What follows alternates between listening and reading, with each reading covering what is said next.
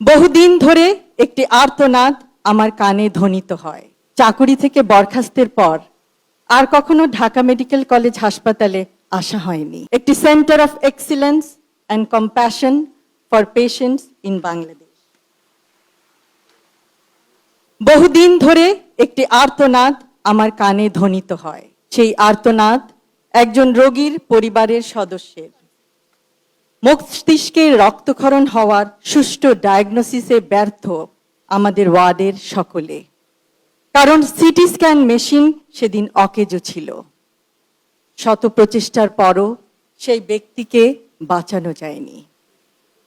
3rd ইয়ার, 4th ইয়ার, 5th ইয়ারে, পরবর্তীতে ইন্টার্নশিপের সময় ঢাকা মেডিকেল কলেজ হাসপাতালে অনেক সময় দেখেছি, উপলব্ধি করেছি সেই অসহায়ত্ব।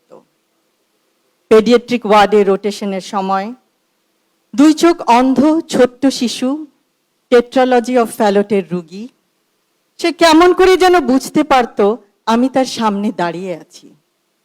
তাকেও হারাই অপারেশনের টেবিলে।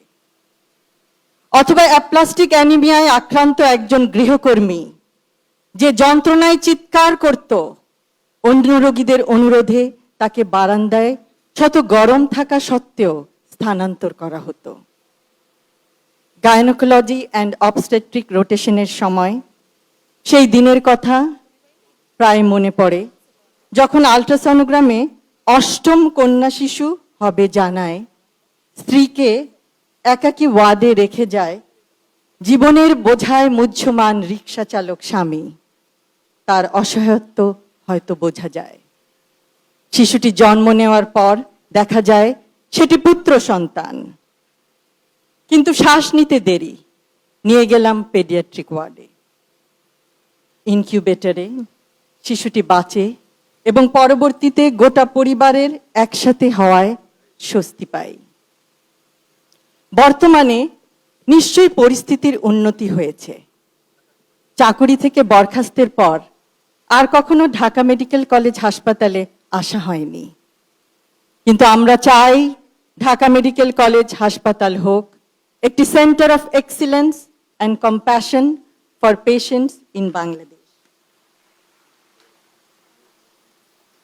একটি আশ্বস্ত করার বাক্য একটি ওষুধের মতো কাজ করে। চিকিৎসা বিজ্ঞানের ভিত্তি জ্ঞান হলেও চিকিৎসা পেশার প্রকৃত ভিত্তি মানবিকতা। চিকিৎসা বিজ্ঞানের অগ্রযাত্রা যতই প্রযুক্তি নির্ভর হোক না কেন, তার কেন্দ্রবিন্দুতে সবসময় মানুষই থাকবে। আগামী 20 বা 25 বছর পরে আমরা ঢাকা মেডিকেল কলেজকে দক্ষিণ এশিয়ার অন্যতম শ্রেষ্ঠ চিকিৎসা শিক্ষা, গবেষণা ও উদ্ভাবনের কেন্দ্র হিসেবে দেখতে চাই। ঢাকা মেডিকেল কলেজ হাসপাতালের আগামী অধ্যায়টি শুধু অতীতের গৌরবের ধারাবাহিকতা নয়, এটি হবে নতুন উদ্ভাবন, আন্তর্জাতিক সহযোগিতা, গবেষণায় উৎকর্ষ এবং মানবিক নেতৃত্বের এক নতুন অধ্যায়। আজ আমরা পৃথিবীর বিভিন্ন প্রান্তে ছড়িয়ে আছি। কর্মক্ষেত্র ভিন্ন হতে পারে, কিন্তু আমাদের পরিচয়ের শিকড় একটাই, Dhaka medical college and hospital. এখন সময় এসেছে অ্যালামনাইকে শুধু স্মৃতির বন্ধনে নয়, দায়িত্বের বন্ধনে যুক্ত করার। একটি প্রতিষ্ঠানের প্রকৃত শক্তি তার অবকাঠামোতে নয়, তার মানুষের মধ্যে। ঢাকা মেডিকেল কলেজের সবচেয়ে বড় সম্পদ তার মেধা, তার মূল্যবোধ এবং তার মানুষ। প্রতিযোগিতার মধ্যেও সহযোগিতা সম্ভব।